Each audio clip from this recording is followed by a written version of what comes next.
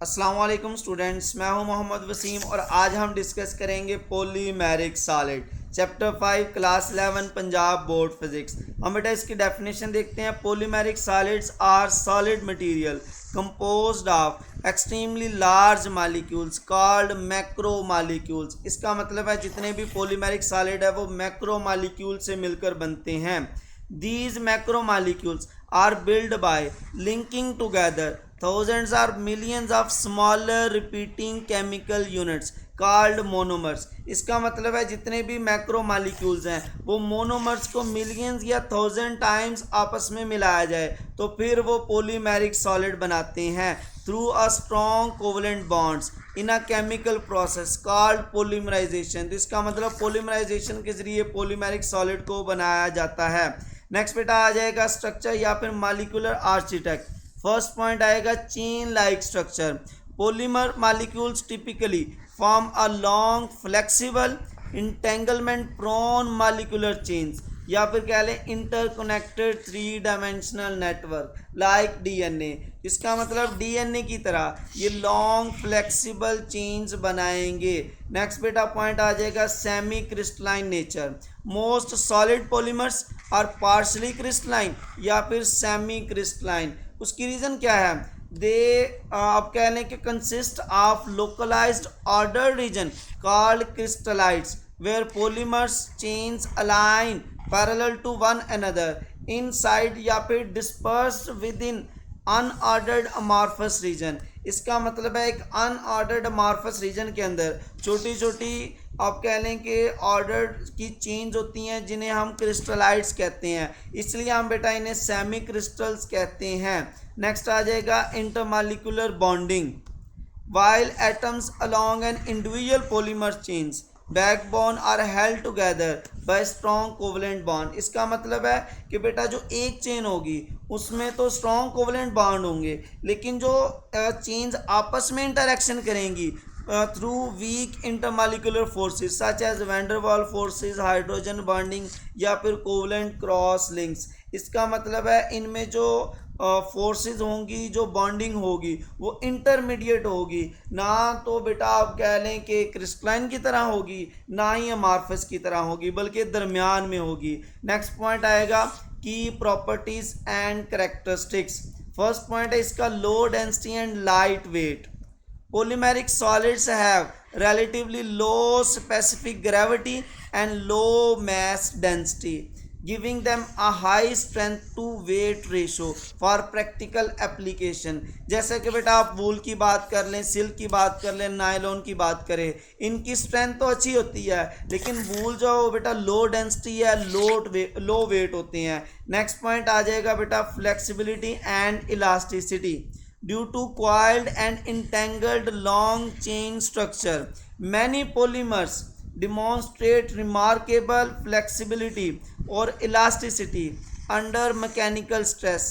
जैसा कि बेटा आप कह लें कि वो कनाइज्ड रबर है, वो क्या करती है, इलास्टिसिटी बहुत ज़्यादा होती है रबर के अंदर और फ्लेक्सिबिलिटी वो आप कह लें कि इनको अंडर मैकेनिकल स्ट्रेस बहुत ज़्यादा फ्लेक्सिबल या इलास्टिसिटी शो करने देते हैं जो लॉन्ग चेन ऑर्डर है। नेक्स्ट पॉइंट आएगा thermal behaviour. Polymers do not exhibit a single sharp melting point. इसका मतलब है इनके पास कोई शार्प मेल्टिंग पॉइंट नहीं होता। Instead they exhibit a glass transition temperature where the transition from rigid glassy state into a soft flexible or rubbery state। इसका मतलब है कि इनके कोई शार्प मेल्टिंग पॉइंट नहीं है। नेक्स्ट पॉइंट आएगा ये बेटा इसकी एप्लीकेशन भी है insulating behaviour. Most polymers lack free electrons making them excellent thermal and excellent electrical insulator. इसका मतलब है ये अच्छे इंसुलेटर होते हैं। अगर बेटा हम घरों में भी देखें जो प्लास्टिक की वायर्स है, बाहर वाला जो कवर होता है कॉपर के ऊपर, वो बेसिकली पॉलीमर से बनाया जाता है क्योंकि ये एक्सीलेंट इंसुलेटर होते हैं इलेक्ट्रिसिटी के और हीट के। नेक्स्ट आ जाएगा क्लासिफिकेशन एंड एग्जांपल्स। जैसा कि बेटा नेचुरल पॉलीमर है उसकी बात कर लें, नेचुरल रबर आ जाएगा, सेलुलोस आ जाएगा, स्टार्च, प्रोटीन्स, डीएनए, वूल, सिल्क एट्सेट्रा, ये नेचुरली पॉलीमर्स कहलाते हैं। नेक्स्ट आ जाएगा सिंथेटिक पॉलीमर्स जिन्हें हम बनाते हैं, पॉलीथीन शॉपर बैग आप कह लें, पॉलीविनाइल क्लोराइड पीवीसी, जैसे कि बेटा आप वाटर पासेस के लिए जो पीवीसी पाइप का इस्तेमाल करते हैं। नेक्स्ट आ जाएगा पॉलीस्टायरीन या फिर पॉली प्रोपाइलीन आ जाएगा। ये सारे के सारे सिंथेटिक प्लास्टिक जो है ना वो पॉलीमर्स हैं। नेक्स्ट आ जाएगा सिंथेटिक फाइबर्स, जैसे कि बेटा नायलॉन है, पॉलीस्ट्रीन है, आप कह लेंगे टेरिलीन है, या फिर आपके पास आ जाएगा एक्राइलिक। तो ये सारे के सारे बेटा सिंथेटिक फाइबर्स जो हैं वो पॉलीमेरिक सॉलिड्स कहलाते हैं। नेक्स्ट आ जाएगा बेटा इलास्टोमर्स एंड रेजिन्स, आप कह लें कि जो न्यूप्रीन या फिर वोकनाइज्ड रबर आ जाएगी, बैकलाइट या फिर इपॉक्सी रेजिन्स आ जाएंगे। ये सारे के सारे क्या हैं, पॉलीमेरिक सॉलिड। अब बेटा हम कुछ एमसीक्यूज की बात कर लेते हैं। Solid materials made up of large molecules formed by repeating simple chemical units are called polymeric solid. ये बेटा इसकी डेफिनेशन है। The small repeating chemical units that combine to form a polymeric molecules are called monomers. बेटा monomers को मिलाकर आप एक macro molecule बनाते हैं। नेक्स्ट आ जाएगा most solids polymers are structurally classified as partially crystalline या फिर सेमी क्रिस्टलाइन। नेक्स्ट पॉइंट आ जाएगा बेटा, नेक्स्ट एमसीक्यू आ जाएगा। In polymeric solid the localised order regions where molecular chains align parallel to each other are called crystallites. यानी कि आप कह लें कि ये डिसऑर्डर्ड बिहेवियर के अंदर छोटे छोटे ऑर्डर्ड रेंज होती हैं जिन्हें आप क्रिस्टलाइट्स कहते हैं।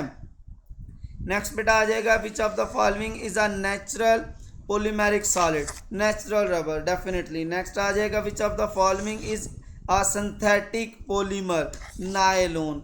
नेक्स्ट आ जाएगा बेटा the atoms along an individual polymers chain backbone are held together by primary strong covalent bonds या स्ट्रॉन्ग कोवलेंट फोर्सेस। नेक्स्ट आ जाएगा synthetic material such as polythene polyethylene and polyvinyl chloride PVC belong to the category of polymeric solid। इसका मतलब है बेटा कि जो PVC pipe जिसे हम वाटर पासिस के लिए इस्तेमाल करते हैं या फिर पॉलीइथाइलिन या फिर पॉलीथीन कह लें, वो पॉलीमेरिक सॉलिड है। इसको बेटा लाइक शेयर और सब्सक्राइब कीजिएगा। अल्लाह हाफिज़।